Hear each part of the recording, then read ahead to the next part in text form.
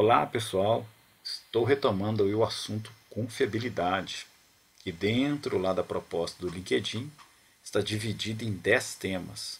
Creio que vocês já estejam acompanhando lá, participando, né? Tem havido muitas participações, eu fico muito agradecido pela participação de vocês, pela visualização dos vídeos que estão sendo disponibilizados tanto lá como no YouTube, ok? E hoje chegamos ao sexto tema, um assunto muito empolgante, que está assim, bem ligado à área de confiabilidade humana, que é justamente a ergonomia.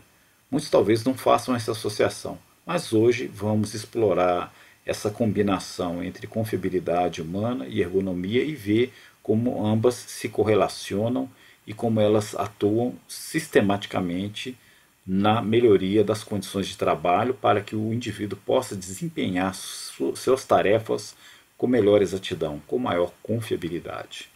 Vamos à apresentação inicial que sempre faço, né? Meu nome é Fernando Xavier, sou engenheiro sênior da empresa Ausenco, especialista na área de engenharia de confiabilidade e gestão de ativos. Atuo nessa empresa dentro da área de Asset Optimization.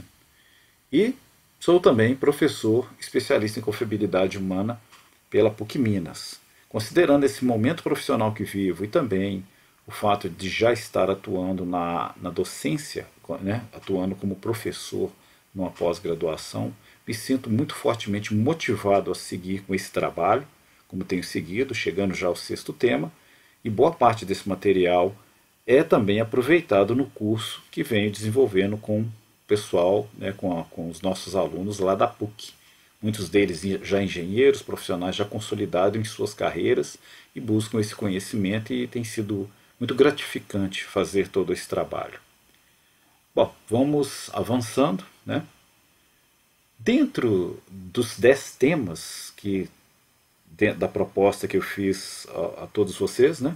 O tema 1 nós já falamos, né, que é a definição e resumo histórico. O tema 2 falou dos erros humanos e as grandes tragédias. O tema 3 trouxe os conceitos em torno dos erros humanos. O tema 4 falou dos aspectos cognitivos entre estímulo e resposta, um tema muito importante. O tema anterior, né, que foi mais ou menos uns 15 dias, falamos das reações de bloqueio causadoras de violações. E hoje, né, vamos falar aí do papel da ergonomia na confiabilidade humana.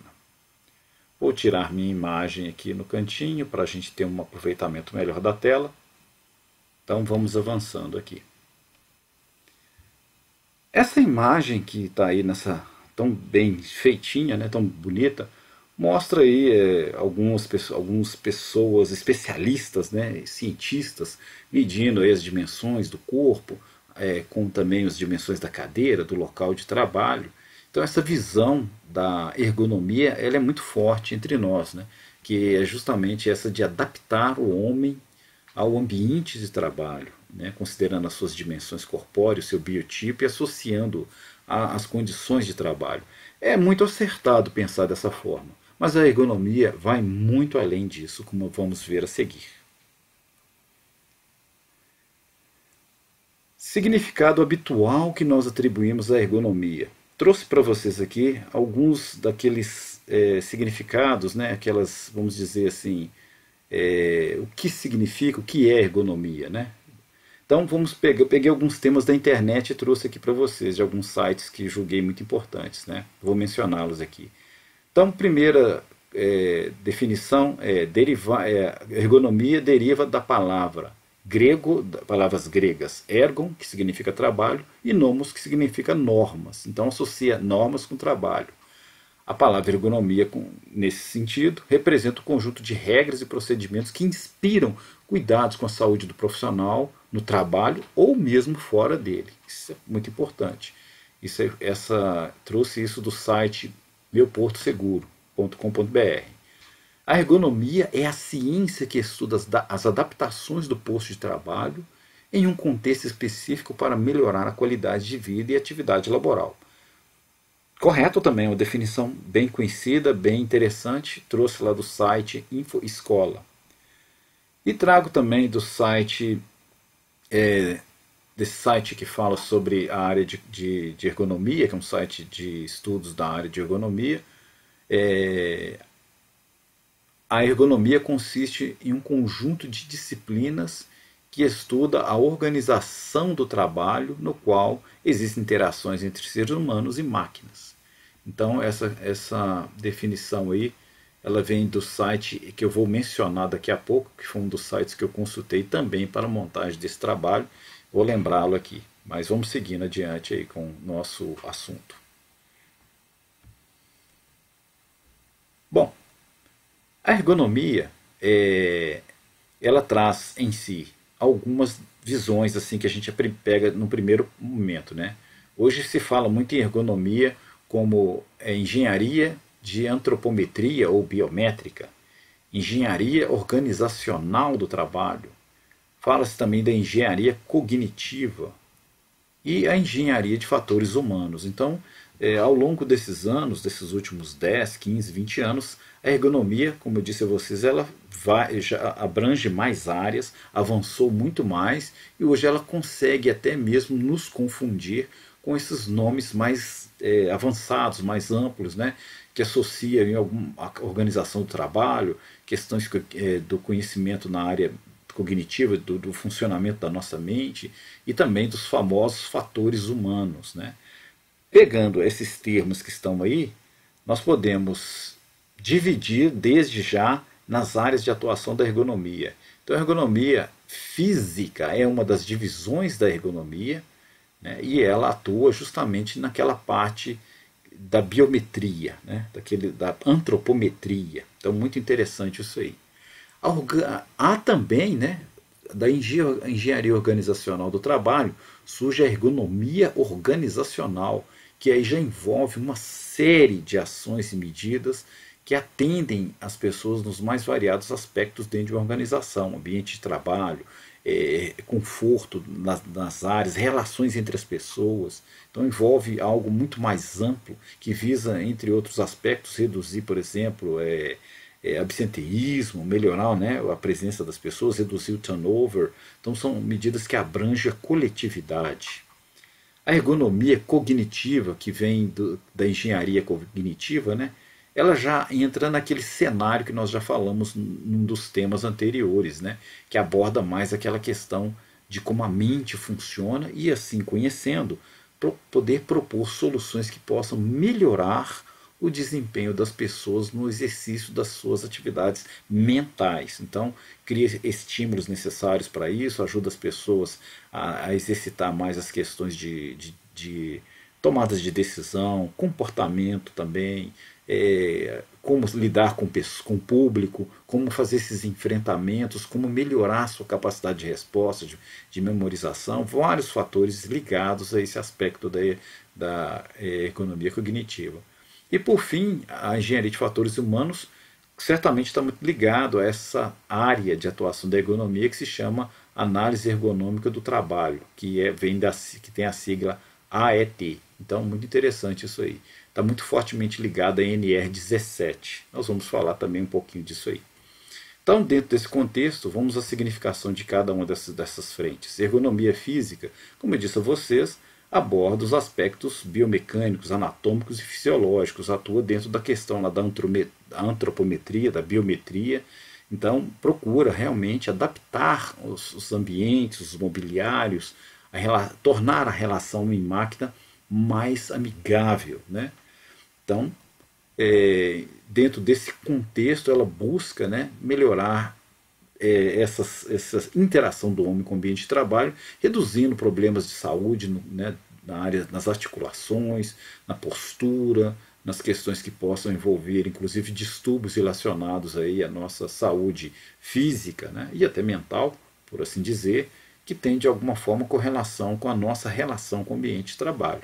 As questões assim de distâncias, alturas, assentos adequados, conforto visual, né, a altura correta de uma tela, de um monitor. Né? Então tudo isso é uma preocupação da ergonomia física.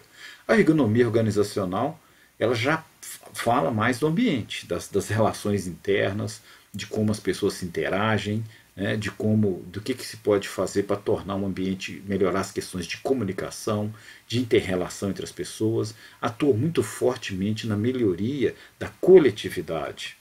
Então, o conceito de clima organizacional já vem dessa preocupação que a ergonomia organizacional atua, a área de atuação dela.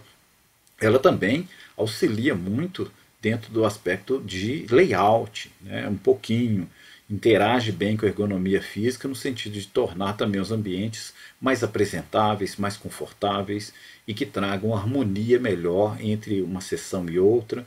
E tudo isso é muito importante para melhorar clima, melhorar relações, melhorar comunicação e segurança. A ergonomia cognitiva, essa é um estudo mais dedicado às melhorias que se pode obter das relações de saúde, vinculadas ao exercício do raciocínio, que tem a ver mais com as questões de foco, de como que as pessoas podem desenvolver mais as suas potencialidades a partir do conhecimento daqueles aspectos que nós já estudamos anteriormente, que diz respeito ao que há entre o estímulo e a resposta, né? Nós vimos esse tema anteriormente. Então, todos os aspectos que estimulam o indivíduo a trabalhar melhor a sua memória, trabalhar melhor as suas tomadas de decisão, que auxiliam o indivíduo a se libertar de medos, receios, bloqueios. Tudo isso faz parte das melhorias dentro do campo da engenharia da ergonomia cognitiva. Dependendo da extensão que essa área atua, ela pode entrar até nesses níveis mesmo que eu acabei de falar, né? Criando estímulos para que as pessoas possam melhorar sua capacidade, a sua saúde mental e poder realizar suas tarefas com menos erros, né? Com mais assertividade. E a análise ergonômica do trabalho, isso aí já é uma área mesmo de atuação, já é vamos dizer, já é um campo de trabalho que cumpre esse estudo psicofisiológico dos trabalhadores, né, que atua dentro desses estudos, atendendo muito fortemente a NR17, que é uma norma regulamentadora brasileira, que trata das questões da ergonomia, né? E ela busca, entre várias atividades, interagir, melhorar o contexto geral do ambiente de trabalho, a fim de atender a essas prerrogativas normativas. Então, mas ela também é tratada como uma ferramenta, né, que permite analisar questões de riscos ergonômicos, as questões de interface com o ambiente de trabalho, tudo isso envolvendo profissionais que vão auxiliar aí a fazer com que a empresa alcance as melhorias dentro dos aspectos ergonômicos do trabalho, né? Reduzir esforço das pessoas, estudar as melhores formas de fazer o seu trabalho, atender às exigências de segurança e às normas facultadas à NR17, às prerrogativas da norma NR17. É uma área bem ampla de trabalho e envolve muitos profissionais. Em resumo, né, a ergonomia física envolve preocupações com as questões de postura e posição, movimentos repetitivos, distúrbios, né, musculoesqueléticos, né, saúde física, né, do indivíduo, e aquela preocupação muito importante relacionada aos manuseios de materiais. Já a organizacional se preocupa com o trabalho em equipe, preocupações com o tempo, questões laborais, né, questões que envolvem até as leis de trabalho, respeitar o tempo das pessoas para o exercício das suas atividades, ciclos, né? Já também envolve processos comunicativos, programas participativos que interajam as pessoas melhores, tornar o ambiente e a organização da empresa como algo que é atrativo, né, e mais produtivo. A ergonomia cognitiva já atua auxiliando o indivíduo nas tomadas de decisões, como ele pode exercitar isso, nas questões de comunicação, de lutar contra os seus bloqueios, seus medos e receios. Envolve também a confiabilidade humana. Olha que curioso, a confiabilidade humana é uma ferramenta da ergonomia cognitiva. Mas, na verdade, a confiabilidade humana é muito mais ampla do que apenas pautá-la como uma ferramenta da ergonomia cognitiva. Na verdade, a confiabilidade humana abrange vários processos, né? Mas aqui certamente eles usam muitas das ferramentas da engenharia da confiabilidade humana para tornar possível a ergonomia cognitiva. Atua também nesse sentido de reduzir o estresse emocional, o estresse nos ambientes de trabalho e melhora a relação homem-máquina, né, como a gente já falou há pouco. E por fim, nós temos a análise ergonômica do trabalho, a AET, que aí já envolve o que a gente acabou de falar, né? Implementar e fazer cumprir a norma NR17, disseminar a segurança comportamental. Olha que interessante essa questão. Disseminar a segurança comportamental. É uma mudança de cultura. Segurança pelo comportamento e não por regras. Então, ou seja, desenvolver as pessoas em suas atitudes, né, para que elas possam dar uma resposta de segurança melhor e, consequentemente, uma resposta melhor em termos de confiabilidade. Redução da rotatividade e absenteísmo está dentro do trabalho, combina, né, todas as outras três interfaces, né, que envolve a física, a organizacional e a cognitiva, e mitigar as fontes de doenças ocupacionais. Então, a AET envolve o arranjo de a atuação sistemática das outras três áreas a fim de atender as prerrogativas da NR17. Ok? Então, qual é o papel da ergonomia na confiabilidade humana?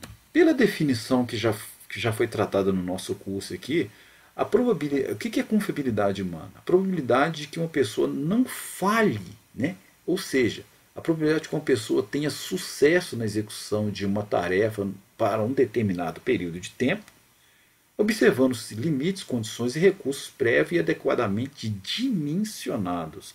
Vejam essa parte final da definição, né? Probabilidade de que uma pessoa não falhe no cumprimento de uma tarefa em um determinado período de tempo, observando-se limites, condições e recursos prévios e adequadamente dimensionados. Ou seja, em que aspecto a ergonomia atende? Limites, o que entende-se por limites? Limites físico, fisiológico, mental, emocional. Condições, são exigências ou restrições ambientais e ergonômicas, acabamos de falar. E o que seria os recursos? Meios físicos, equipamentos, dispositivos, ferramentas, instruções, transporte, itens de segurança, tudo isso que está aqui faz parte do contexto da ergonomia. A ergonomia atua nesse campo. E atuando nesse campo, torna a confiabilidade humana, o conceito da confiabilidade humana, execuível, torna a confiabilidade humana mais tangível, né? Por isso que eu gosto muito dessa definição, porque eu trago ela no curso de confiabilidade humana na PUC, inclusive ela não é tão considerada em muitas literaturas, mas eu gosto de considerar esse ponto como chave, porque a atuação da ergonomia melhora a resposta da confiabilidade humana. E não se pode esperar que as pessoas possam ter o mesmo desempenho se nós não considerarmos esse contexto que envolve ergonomia, fatores humanos, segurança que abrange, né, os dois, né, anteriores, né. Na verdade, a segurança tem como tem os fatores humanos e a ergonomia suportam qualquer projeto de segurança do trabalho, qualquer projeto. Sem os dois anteriores não há segurança. Temos a qualidade, que é um ganho, que é um produto que vem de um ambiente seguro, onde os fatores humanos e ergonomia são a base. Teremos desempenho, com certeza. As pessoas dão desempenho quando têm essas prerrogativas anteriores atendidas. E aí é aquilo que eu falei, a confiabilidade humana abrange tudo isso aí. Ela não é só uma ferramenta da ergonomia, mas abrange um contexto geral em que nós, atendendo esses pontos todos, da base até o mais alto, fechamos e obtemos das pessoas os melhores resultados. Vamos agora a exemplos de confiabilidade humana. Desenvolvimento de teclados mais adaptáveis às mãos e avanços da ergonomia em linhas de montagem. Trouxe esses dois exemplos aí. Eu sempre trago exemplos para contextualizar bem o assunto que está sendo tratado, né? Então, pegar esse aí mais simples, né? Teclados. Hoje nós já evoluímos para teclados que já tem assim uma forma, um design que atende mais às nossas mãos, às nossas curvas, né? Não são esses retos que você tem que se adaptar a eles, mas sim com uma certa curvatura, né? E variações de altura que melhor se adaptam às nossas mãos. É um exemplo simples, mas faz parte. É aquilo que mais é tangível, né, para nós que trabalhamos com computadores, o avanço da ergonomia. Trago o exemplo também de uma situação da indústria automotiva do passado, né, com várias pessoas em pé, assim, situações, né, de posições desconfortáveis, como mostrado aqui nessa imagem aqui, né, das pessoas aqui, olha só, movimentos. Isso aqui o dia inteiro ficando nessas posições é muito ruim, mais alto do que deveria, movimentando aqui para baixo, né, fazendo algum esforço, às vezes não está muito legal. Várias pessoas em pés aqui, isso aqui traz muito cansaço, né? E hoje nós temos um avanço aqui de uso até de soluções que envolvam, por exemplo, exoesqueletons, né, que são esses tipos de estruturas que se adaptam e auxiliam o ser humano na sua posição, né, e tudo mais. Assim como também tem esses tipos de cadeiras que movimentam, que permite as pessoas fazerem o trabalho com muito mais conforto. Então isso também faz parte do contexto. E observem essas fotos aqui, olha, a organização, a limpeza, a pintura, né, tudo branco, tudo muito bonito, né? Isso tudo também faz parte de uma melhoria organizacional, a despeito desses ambientes que no passado eram mais escuros, mais assim, eram mais reativos as pessoas, né? Dá para perceber isso claramente. Agora vamos falar de algumas manchetes envolvendo ergonomia, né? Muito interessantes. 41% dos funcionários de pequenas e médias empresas se consideram mais produtivos no home office. Por quê, hein?